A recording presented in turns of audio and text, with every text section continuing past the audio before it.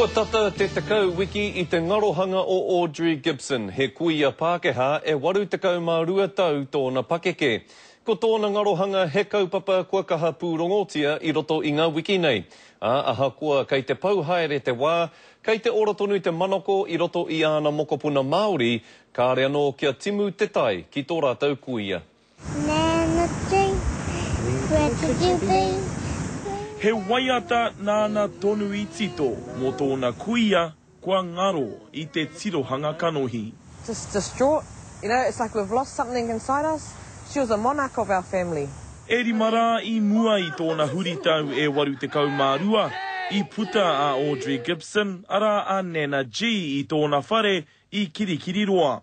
Kaore ia I hoki ki te kāinga, a kaore tonu tana hunaonga Māori nei I te mōhio nā te aha I pēnei ai.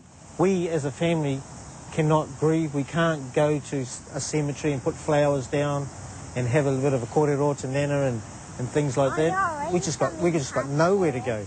E ai anō kia Raj Manga, he hawhe Māori, hawhe Iniana hoki.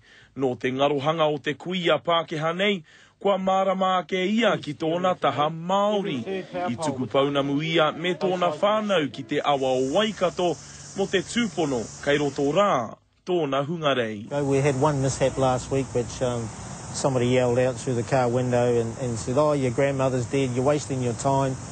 I wish people like that would keep their own thoughts to themselves. I mean, it was mentioned to my 15-year-old grandson.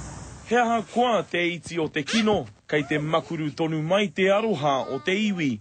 He mea tākoha e ngā hokomaha o kirikiriroa, e tahi pauaka kai, he koha hoki e nei tīhāte, hei āwhina I te whānau nei ki te kimi I tō rātou kuia. We're thinking outside the box now, just because we've covered a lot of Hamilton area. It's getting further and further apart, but there's always that little hope, that little glimmer, you know, the glimmer of hope. He tūmanako e mauroa I roto I ngā whakaaro, me ngā waiata, a ngā mokopuna. We miss you. Love you. Ki Ingi Kiriona, te karere.